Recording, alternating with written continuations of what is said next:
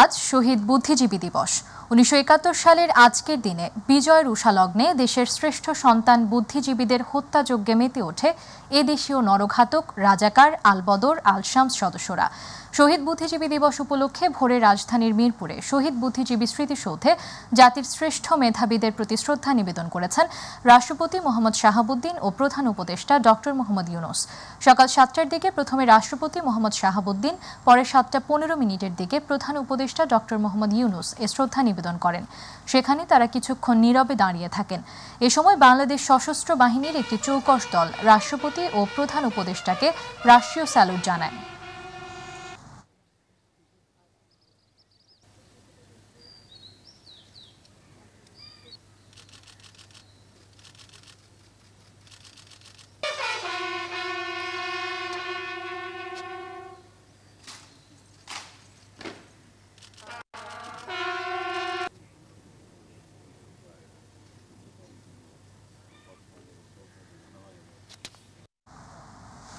অন্তর্বর্তী সরকারের আইন উপদেষ্টা অধ্যাপক ডক্টর আসিফ নজরুল বলেছেন, তরুণদের আত্মত্যাগের বিনিময়ে রাষ্ট্র গঠনের যে দ্বিতীয় সুযোগ এসেছে তা যেন কোনোভাবেই নষ্ট না হয়, সেটাই যেন সবার প্রত্যয় হয়।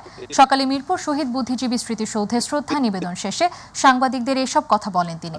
ডক্টর আসিফ নজরুল বলেন, শহীদ বুদ্ধিজীবীরা যে স্বপ্ন, প্রত্যয় এবং দেশপ্রেম নিয়ে সংগ্রামে ঝাঁপিয়ে পড়েছিলেন সেটারই কন্টিনিউয়েশন ছিল জুলাই গণঅভ্যুত্থান। ছাত্ররা জীবনের মায়া উপেক্ষা করে গণতন্ত্র, মানুষের অধিকার, বৈষম্যহীন সমাজ প্রতিষ্ঠা ও শোষণমুক্ত সমাজ প্রতিষ্ঠার জন্য লড়াই করেছে। একদলীয় মানসিকতা এবং একটা দলের ব্যর্থতার কারণে স্বাধীনতার সত্যিকারের সুফলতা নষ্ট হতে বসেছিল। আজ কোনোভাবেই যেন সে ব্যর্থতার পুনরাবৃত্তি না হয়, সেদিকে খেয়াল রাখতে হবে।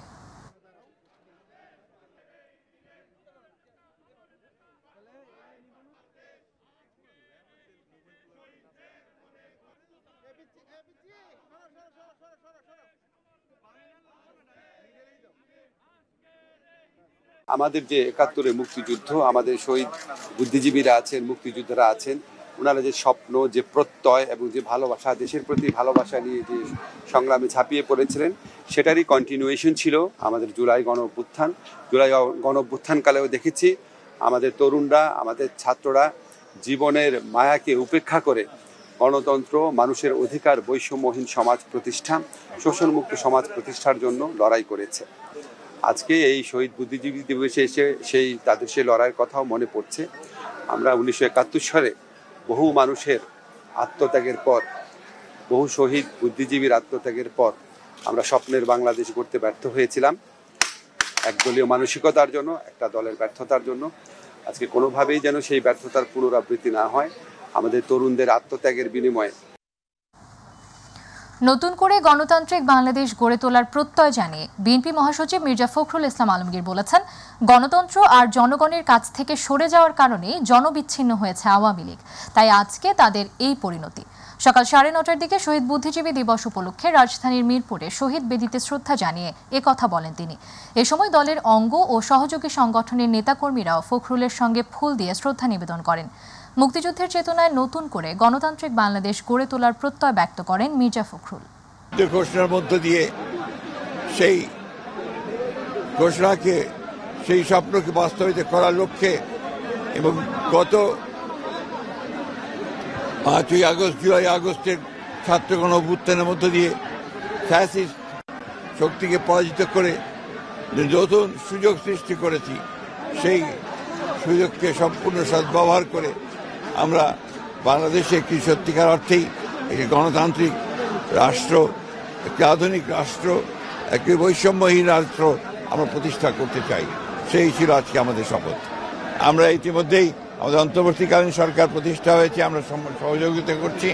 আমরা আশা করি জনগণের ইচ্ছা অনুযায়ী একটি নির্বাচনের ব্যবস্থা হবে, অবাধ, সুষ্ঠু, নিরপেক্ষ নির্বাচন। নির্বাচনের মধ্য দিয়ে জনগণ তাদের প্রতিনিধি নির্বাচন করার সুযোগ পাবেন, পার্লামেন্ট গঠন করার সুযোগ পাবেন, সরকার গঠন করবার সুযোগ পাবেন। শহীদ বুদ্ধিজীবী দিবসের প্রথম প্রহরে জাতির শ্রেষ্ঠ সন্তানদের স্মরণ করেছে বিভিন্ন শ্রেণী পেশার মানুষ। দিবসটি উপলক্ষে শনিবার রাত 12টায় রাজধানীর রায়ের বাজার বদ্ধভূমি স্মৃতিসৌধে মোমবাতি প্রজ্বলন ও ফুল দিয়ে স্মরণ করা হয় শহীদ বুদ্ধিজীবীদের। আজ সকালেও বিভিন্ন সামাজিক রাজনৈতিক সংগঠনের পক্ষ থেকে অভিভাবকদের সঙ্গে আসে শিশু কিশোররা বুদ্ধিজীবীদের প্রতি শ্রদ্ধা জানায়। এ সময় শ্রদ্ধা জানাতে আসা মানুষজন বলেন, বাঙালি জাতির জন্য এক অপূরণীয় ক্ষতি জাতির শ্রেষ্ঠ সন্তান বুদ্ধিজীবীদের হত্যা। শহীদ বুদ্ধিজীবীদের আত্মত্যাগ থেকে অনুপ্রেরণা নিয়ে ও তাদের দেখানো পথেই ভবিষ্যৎ বাংলাদেশ বিনির্মাণের প্রত্যয় জানান তারা।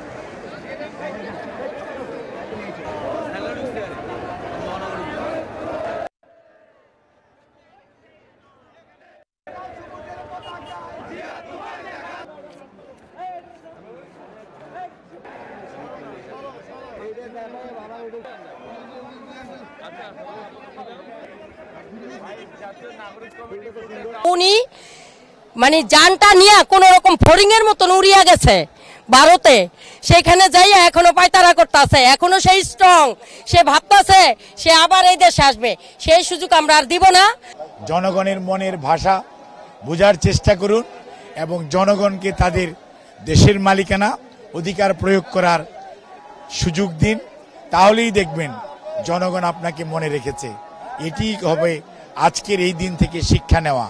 একটি দলকে, একটি রাষ্ট্রকে সুষ্ঠুভাবে পরিচালনা করার জন্য যতটুকু সহযোগিতা দরকার এই সরকারকে আমরা তার চেয়ে বেশি করছি। এই কারণেই, কারণ আমরা চাই দেশের মানুষ 15 বছর অনেক অসহায় অবস্থায় ছিল, গণতন্ত্র ছিল না, মানুষের মৌলিক অধিকার ছিল না, অর্থনৈতিক সমস্ত জায়গায় ধস নামিয়েছে। কাজেই আমরা চাই এই দেশটাকে আর যাতে অন্ধকারের দিকে ঠেলে না দিয়ে আমরা চাই দেশটা আলোর মুখ দেখুক, এবং আলোর মুখ তখনই দেখবে যখন এই সরকার অতি দ্রুত একটি নির্বাচনের ব্যবস্থা করে নির্বাচিত সরকারের কাছে ক্ষমতা অর্পণ করবে, তখন এই রাষ্ট্র, এই মানুষ আলোর মুখ দেখবে। শহীদ বুদ্ধিজীবী দিবস উপলক্ষে ভোরে রাজধানীর মিরপুরে শহীদ বুদ্ধিজীবী স্মৃতিসৌধে জাতির শ্রেষ্ঠ মেধাবীদের প্রতি শ্রদ্ধা নিবেদন করেছেন রাষ্ট্রপতি মোহাম্মদ শাহাবুদ্দিন ও প্রধান উপদেষ্টা ডক্টর মোহাম্মদ ইউনূস। এ বিষয়ে বিস্তারিত জানাচ্ছেন সাইদুর রহমান আবির। কুয়াশা মোড়ানো শীতের সকালের পিনপত নীরবতায় রাজধানীর মিরপুরে শহীদ বুদ্ধিজীবী স্মৃতিসৌধ। সকাল 7টা। জাতির শ্রেষ্ঠ সন্তান শহীদ বুদ্ধিজীবীদের প্রতি শ্রদ্ধা জানান রাষ্ট্রপতি মোহাম্মদ শাহাবুদ্দিন। কয়েক মিনিটের ব্যবধানে শহীদদের প্রতি পুষ্পস্তবক অর্পণ করে গভীর শ্রদ্ধা জানান অন্তর্বর্তীকালীন সরকারের প্রধান উপদেষ্টা ডক্টর মোহাম্মদ ইউনূস। শ্রদ্ধা নিবেদন শেষে কিছুক্ষণ নীরবে দাঁড়িয়ে থাকেন তারা। এ সময় সশস্ত্র বাহিনীর সদস্যরা রাষ্ট্রীয় সালাম দেন। বিয়োগলে বেজে ওঠে করুণ সুর, আর সেই করুণ সুর ছড়িয়ে পড়ে গোটা এলাকায়, তৈরি করে শোকের আবেশ। পরে গণমাধ্যমের সাথে কথা বলেন অন্তর্বর্তী সরকারের আইন উপদেষ্টা আসিফ নজরুল। তুলে ধরেন দেশকে নিয়ে নানা প্রতিজ্ঞার কথা। আমরা মনে করি জুলাইয়ের যে গণ অভ্যুত্থান, সেটা আমাদের যে 71-এর মুক্তিযুদ্ধ, আমাদের শহীদ বুদ্ধিজীবীরা আছেন, মুক্তিযোদ্ধারা আছেন, ওনারা যে স্বপ্ন, যে প্রত্যয় এবং যে ভালোবাসা, দেশের প্রতি ভালোবাসা নিয়ে যে সংগ্রামে ঝাঁপিয়ে পড়েছিলেন, সেটারই কন্টিনিউয়েশন ছিল আমাদের জুলাই গণ অভ্যুত্থান। জুলাই গণ অভ্যুত্থানকালেও দেখেছি আমাদের তরুণরা, আমাদের ছাত্ররা জীবনের মায়াকে উপেক্ষা করে গণতন্ত্র, মানুষের অধিকার, বৈষম্যহীন সমাজ প্রতিষ্ঠা, শোষণমুক্ত সমাজ প্রতিষ্ঠার জন্য লড়াই করেছে। শহীদ বুদ্ধিজীবীদের লক্ষ্য নিয়েই কাজ করে যাচ্ছে অন্তর্বর্তী সরকার, এমন মন্তব্য করেন প্রধান উপদেষ্টার প্রেস সচিব।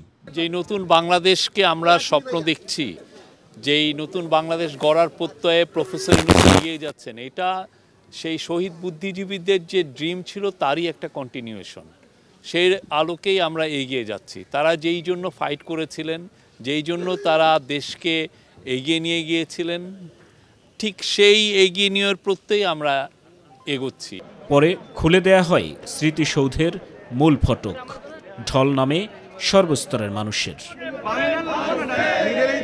সাইদুর রহমান আবির, মাই টিভি, ঢাকা। অবহেলা, অযত্নে আর পরিকল্পনার অভাবে বন্ধ হবার পথে ভোলার বীরশ্রেষ্ঠ শহীদ সিপাহী মোহাম্মদ মোস্তফা কামাল গ্রন্থাগার ও স্মৃতি জাদুঘর। এখানে দৃষ্টিনন্দন একটি ভবন থাকলেও নেই জনবল, নেই কোনো সুষ্ঠু ব্যবস্থাপনা। ফলে সরকারের কোটি টাকায় নির্মিত এই পাঠাগার কাম জাদুঘরটি কোনো কাজে আসছে না। এটিকে সংস্কার করে যুগোপযোগী করে গড়ে তোলা এখন সময়ের দাবি। প্রতিনিধি আরিফ হোসেন লিটনের রিপোর্ট, জানাচ্ছেন শামস তাবরিজ উচ্ছ্বাস। বেহালদশা বীরশ্রেষ্ঠ শহীদ সিপাহী মোহাম্মদ মোস্তফা কামাল স্মৃতি পাঠাগার ও জাদুঘরের ভোলার এই কৃতি সন্তানের স্মৃতি ধরে রাখার জন্য 2008 সালে গড়ে তোলা হয় স্মৃতি পাঠাগার ও জাদুঘর। তবে মানুষকে আকৃষ্ট করার মতো জাদুঘরটিতে নেই মুক্তিযুদ্ধের তেমন কোনো স্মৃতিচিহ্ন। মোস্তফা কামাল স্মৃতি জাদুঘর নাম হলেও সেখানেই বীরশ্রেষ্ঠের বীরত্ব গাথা ও জীবনী সংক্রান্ত নেই কোনো বই। জীর্ণ হয়ে পড়ে আছে আসবাবপত্রগুলো। জাদুঘরটা সবসময় খোলা হয় না, সেজন্য আমরা সেটার ভিতরে যেতেও পারি না আর বইপত্র পড়তেও পারি না। শুধু বই আছে আর চেয়ার টেবিল, এর ছাড়া আর কিছু নয়। আরও কিছু থাকলে ভালো হতো, যেমন যদি ডিজিটাল কোনো ব্যবস্থাপনা থাকতো। নিজ এলাকাতেই বীরশ্রেষ্ঠ সিপাহী মোস্তফা কামালের নাম যে কতখানি অবহেলিত তা বোঝা যায় তার সম্পর্কে এখানকার শিক্ষার্থীদের অন্ধকারে থাকার মধ্যে। দর্শনার্থীদের অভিযোগ, জাদুঘরটি বাইরে থেকে সুন্দর হলেও ভেতরে তেমন কিছু নেই। আমরা আজকে 7 বছর এই স্কুলে পড়তেছি, কিন্তু আমাদেরকে ঢুকতে দেওয়া হয় না। পোলাপানের আগ্রহ ছিল, দূর দূরান্ত থেকে অনেক লোক আসতো, পাঠকরা আসতো, কিন্তু ধীরে ধীরে এটার ভিতরে যা দরকার ছিল ওগুলা নেই। জাদুঘরটি দেখভালের দায়িত্বে রয়েছে জেলা পরিষদ। গোটা স্মৃতি জাদুঘরে নামমাত্র মাস্টার রোলে একজন কেয়ারটেকার রয়েছে, নেই আর কোনো কর্মচারী। কালের পরিক্রমা যাতে এই জাদুঘরটি হারিয়ে না যায়, এখানে মুক্তিযুদ্ধের বিভিন্ন স্মৃতিস্তম্ভ যাতে এখানে প্রতিস্থাপন করা হয় এবং একজন কেয়ারটেকার দ্বারা এই জাদুঘরটি পরিচালিত হয়ে আসছে। কোনো এনভায়রনমেন্টও নেই যে হচ্ছে এখানে দর্শনার্থীরা আসবে, এসে কিছু দেখবে বা এটা একটা স্মৃতি জাদুঘর, এরকম কিছু এখানে নেই। পাঠাগার ও জাদুঘরটি উন্নয়নে কার্যকর পদক্ষেপ নেওয়া হবে বলে আশ্বাস দিয়েছেন জেলা প্রশাসক। যেহেতু এখানে পাঠাগার আছে একজন বীর শ্রেষ্ঠের নামে, আমরা চেষ্টা করব জেলা প্রশাসনের পক্ষ থেকে এই পাঠাগারটিকে আরও বই এবং অন্যান্য ভাবে সমৃদ্ধ করে জনগণ যাতে সেইখানে যায় এবং পড়ালেখা করে, সেইটি কিভাবে সম্ভব সেটি আমরা চেষ্টা করব। যথাযথ পদক্ষেপ গ্রহণের মাধ্যমে জাদুঘরটিকে গতিশীল করা হবে এমনটাই আশা এলাকাবাসীর। শামস তাবরিজ উচ্ছ্বাস, মাই টিভি নিউজ ডেস্ক। চুয়াডাঙ্গায় প্রতিদিনই তাপমাত্রা কমছে একটু একটু করে। একদিনের ব্যবধানে 1 ডিগ্রি সেলসিয়াস তাপমাত্রা হ্রাস পেয়েছে। একই সঙ্গে বইছে মৃদু শৈত্যপ্রবাহ।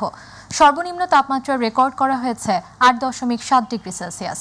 বাতাসে আর্দ্রতার পরিমাণ ছিল 85%। আজ সকাল 9টায় জেলায় তাপমাত্রা রেকর্ড করা হয় 8.7 ডিগ্রি সেলসিয়াস। এর আগে শুক্রবার চুয়াডাঙ্গার তাপমাত্রা রেকর্ড করা হয় 9.8 ডিগ্রি সেলসিয়াস। শনিবার সকাল 9টায় তাপমাত্রা রেকর্ড করা হয় 8.7 ডিগ্রি সেলসিয়াস। এদিকে ঠান্ডায় জনজীবন বিপর্যস্ত হয়ে পড়ছে। ছিন্নমূল আর নিম্ন আয়ের মানুষগুলো শীতে বেশি কষ্ট পাচ্ছে। সরেজমিন ঘুরে দেখা গেছে ঠান্ডার কারণে রাস্তায় মানুষের উপস্থিতি তুলনামূলক কম।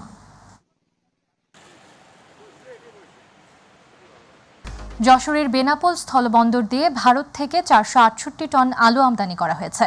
বেনাপোল স্থলবন্দর রেল স্টেশনে একটি মালবাহী ট্রেনে এ আলু গত বৃহস্পতিবার সন্ধ্যায় পৌঁছেছে। চালানটি আজ শনিবার খালাস করা হবে।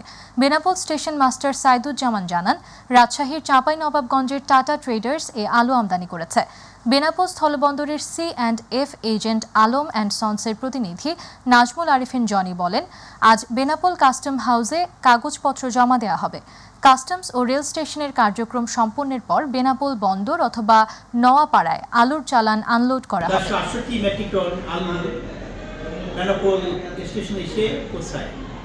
আজ শনিবার কাস্টমের ক্লিয়ারেন্সের মাধ্যমে বেনাপোল স্টেশনে উক্ত মালামাল বেনাপোল স্থলবন্দরে খালাস হওয়ার সম্ভাবনা আছে। মাদারীপুরের ডাসার উপজেলার পূর্ব দর্শনা গ্রামের শারীরিক প্রতিবন্ধী উম্মি খাতুন, আকিতুন ও নুন নাহার 3 বোন। পরিবারে উপার্জনক্ষম কোনো পুরুষ না থাকায় প্রতিবন্ধী 3 বোনের দিন কাটে অর্ধাহারে অনাহারে। এক বোনের প্রতিবন্ধী ভাতা দিয়ে চরম মানবেতর জীবনযাপন করলেও বাকি 2 বোনের কপালে জুটেনি প্রতিবন্ধী ভাতা বা সরকারি কোনো সহায়তা। তাই এই পরিবারটির পাশে দাঁড়াতে মানবিক আবেদন জানিয়েছে এলাকাবাসী। প্রতিনিধি জিয়াউদ্দিন লিয়াকতের তথ্যচিত্রে আরও জানাচ্ছেন ইলিয়াস কমল। বিকলাঙ্গতা দমাতে পারেনি মাদারীপুরের ডাসার উপজেলার ষাটোর্ধ্ববৃদ্ধা আকিতুন্নেসাকে। সমাজের ৮-১০ জন শারীরিক প্রতিবন্ধীর মধ্যে তিনিও একজন। তবে তিনি প্রতিবন্ধী থাকা সত্ত্বেও তার সামান্য আয় দিয়ে নিজের পাশাপাশি দুমুঠো আহার জোগাতে হচ্ছে পরিবারের অন্য 2 সদস্যদের, তারাও শারীরিক প্রতিবন্ধী। পরিবারে উপার্জনক্ষম কোনো পুরুষ না থাকায় পাড়া প্রতিবেশীর সামান্য সাহায্য সহযোগিতা নিয়ে মানবেতর জীবনযাপন করছেন তারা। নানা রোগে আক্রান্ত আকিতুন্নেসা শারীরিকভাবে দুর্বল হওয়ায় আগের মতো মানুষের কাছে সাহায্যের জন্য যেতে পারেন না। এরা 3 বোন, এরা মানুষের দ্বারে দ্বারে চায় চিন্তা খায়, কেউ সাহায্য করলে খায়, না করলে না খায়।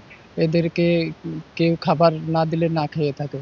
এরা অনেক অসহায়ের মধ্যে আছে, এখন অনেক কষ্টের মধ্যে এরা জীবনযাপন করে। এলাকার লোকজন যদি কিছু দেয় খায় কিংবা সাহায্য করে তখন খাইতে একবেলা রাঁধতে পারে, তো আর একবেলা থাকে না। তাদের একজনের ভাতা হয়েছে, আর এই একজনেরটা দিয়েই সবকিছু চলে। যদি তারা দেয় তাহলে চলতে পারে, নাহলে চলতে পারে না। আকিতুন্নেসা প্রতিবন্ধী ভাতা পেলেও পরিবারের অন্য 2 জন সদস্যের ভাগ্যে জোটেনি প্রতিবন্ধী সহ সরকারি কোনো সহায়তা।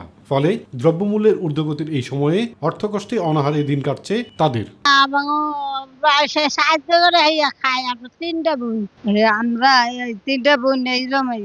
এই আমাকে মাসে একটু সাহায্য করে একটু খাই, আর কিছু নাই। আমাকে আছে গড়া ভাত, সমাজের বিত্তবানদের পাশাপাশি সরকারি বেসরকারি সহযোগিতা প্রত্যাশা করে অসহায় পরিবারটি। প্রতিবন্ধী এই পরিবারটির পাশে দাঁড়ানোর আহ্বান জানিয়েছেন এলাকাবাসীও। তাদের বিজিটি কার্ড পেরে দিছি, ভবিষ্যতে আরো যদি কিছু অনুদান আসে ইনশাআল্লাহ তাদের দেওয়ার জন্য চেষ্টা করব। সরকারের পক্ষ থেকে যতটুকু সম্ভব সহযোগিতার আশ্বাস দিয়েছে স্থানীয় প্রশাসন। তাদের যদি কোনো আত্মকর্মসংস্থানের ব্যবস্থা করে দেওয়া, তার সাথে যদি কন্টিনিউ করতে পারে আমরা সেটাও বিবেচনা করব। তারা যদি সেটা চালানোর মতো ক্যাপাসিটি রাখে, আমরা অবশ্যই সেই জায়গা থেকেও তাদেরকে সহযোগিতা করব। ইলিয়াস কমল, মাই টিভি।